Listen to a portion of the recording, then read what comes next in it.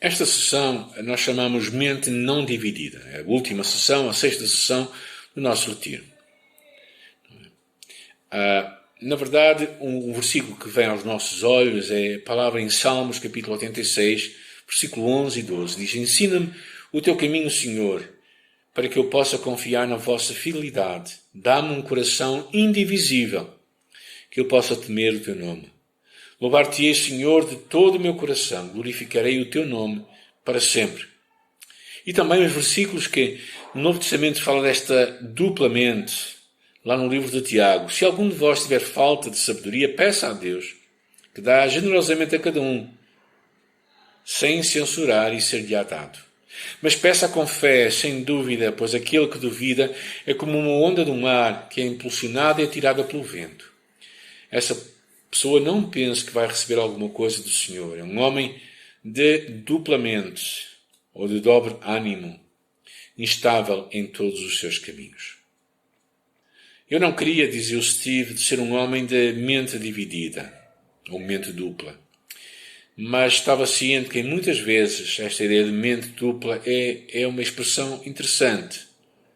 É como que dizer eu estou com duas mentes acerca de algo. Por exemplo, quando nós dizemos que Deus nos dá tudo o que nós precisamos, mas por outro lado nos estamos a preocupar com o dinheiro, estamos como que a duvidar da realidade de Deus. Quando nós sabemos que somos incapazes de fazer algo duradouro com os nossos próprios esforços, mas por outro lado trabalhamos duro pensando que tudo depende dos meus próprios esforços, isso é uma mente dividida.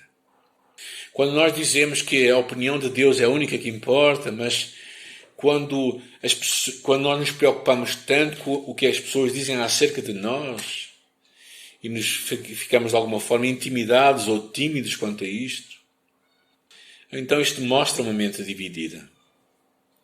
Duas mentes, seguindo um caminho e depois outro, mas não estando a avançar na nossa vida.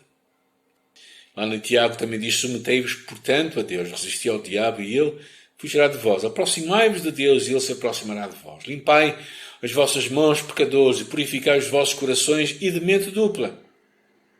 Senti as vossas misérias, chorai e lamentai. Que o vosso sorriso seja transformado em luta e a vossa alegria em tristeza. Humilhai-vos perante o Senhor e ele vos exaltará. Esta é uma passagem que conhecemos bem e ela fala de arrependimento, de tristeza, de humilhação. E muitas vezes é preciso este momento. Aprendemos a submeter a Deus, a resistir ao diabo e a renovar a nossa mente. O que é que nos faz ter uma mente dupla? Claro, são fortalezas ou crenças defeituosas que estão profundamente enraizadas em nossa vida. São aqueles argumentos ou pretensões que se colocam diretamente opostas ao conhecimento de Deus. Essas crenças contraditórias é uma questão de qual delas ganhará quando surgir uma situação particular. E resolver esta duplicidade de mente significa que nós vamos destruir as fortalezas que estão baseadas na mentira pela verdade da palavra de Deus. Lembremos a nossa definição de fortaleza: uma crença ou padrão de pensamento que não é consistente com o que Deus realmente diz ser verdade. Isto impede-nos de conhecer a Deus e os seus caminhos. Estamos sentados e está a enraizar na nossa mente de uma forma forte e impenetrável, como uma parede espessa de um castelo. Não vamos falar demasiado sobre este assunto, já conhecemos o ensino do destruidor de fortalezas e não vamos repetir isso agora, mas queremos trazer dois pensamentos adicionais sobre renovar a nossa mente.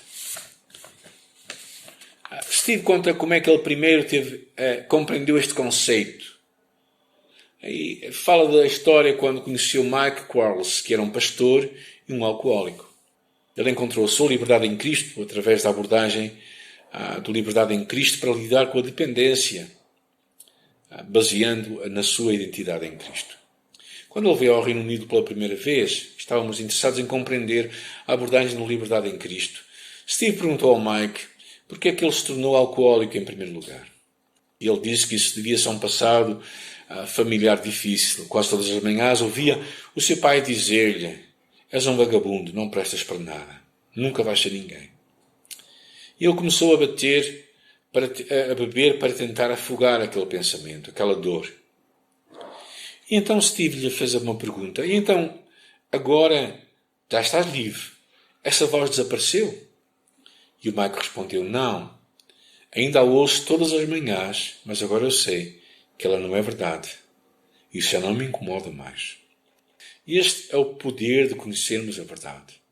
A transformação não se faz com esforço, com oração ou com o Espírito, mas faz-se através de renovarmos a nossa mente. Romanos capítulo 12, versículo 2. E isso é algo da nossa inteira responsabilidade. Não é algo que Deus vai fazer por nós. Já aprendeste acerca do destruidor de fortalezas? Estás a usar na tua vida já? Eu diria...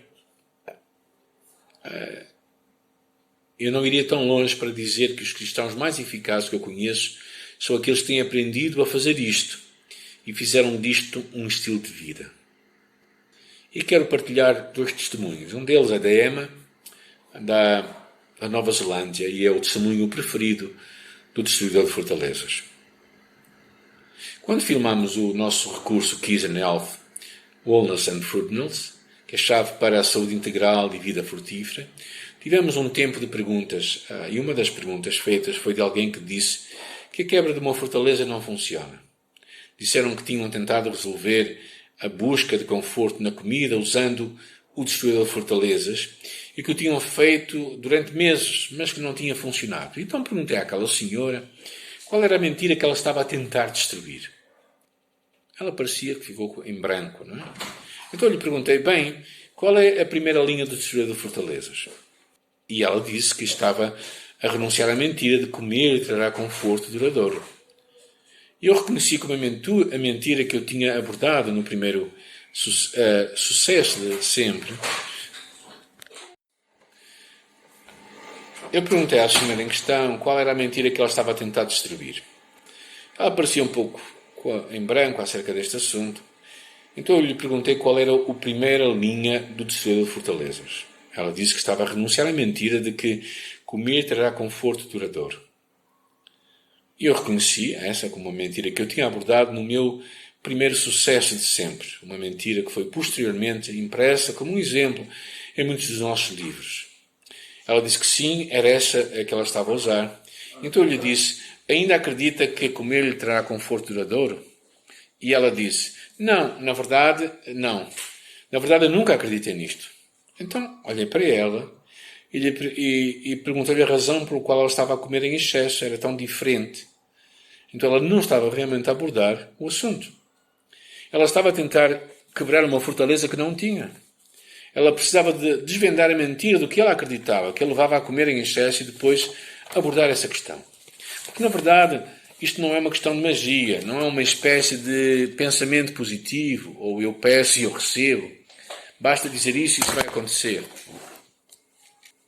Não, é treinar a mente para acreditar no que Deus diz ser a verdade, à medida em que nós nos comprometemos com a verdade de Deus.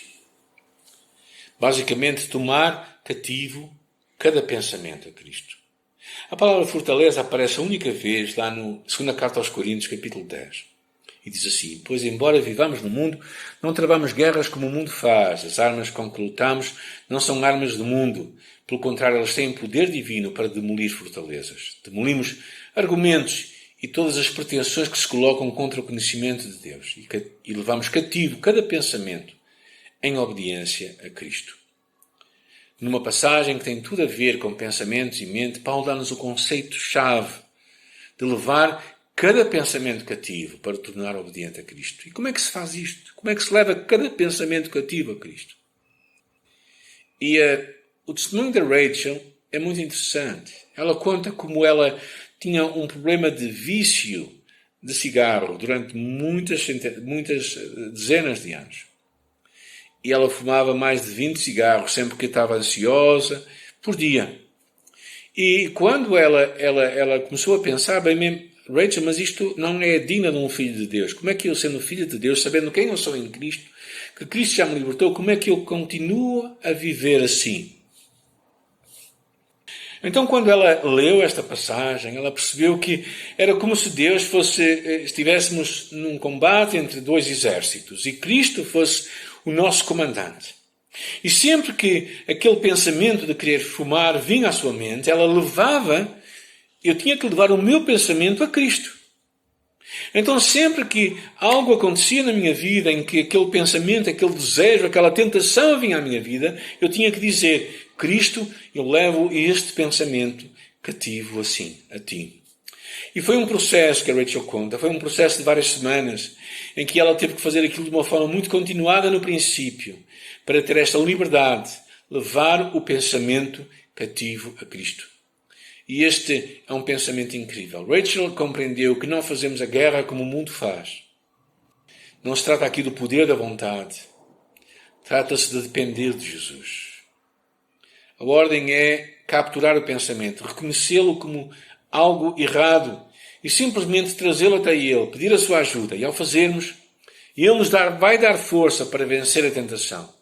E depois renovar as nossas mentes à medida que substituímos ativamente a mentira pela verdade. Ensina-me, Senhor, o teu caminho e viverei segundo a tua verdade. Dá-me uma mente não dividida para temer o teu nome. Salmo 86, 11. Quero te encorajar novamente. Isto funciona. Quanto mais nos comprometemos em destruir as fortalezas, mais a nossa mente será indivisível. Menos tempo passaremos assoprados de um lado para o outro, com duas mentes. Minha oração é que façam da renovação da vossa mente um modo de vida e assim teremos vitória. Um abraço, até breve.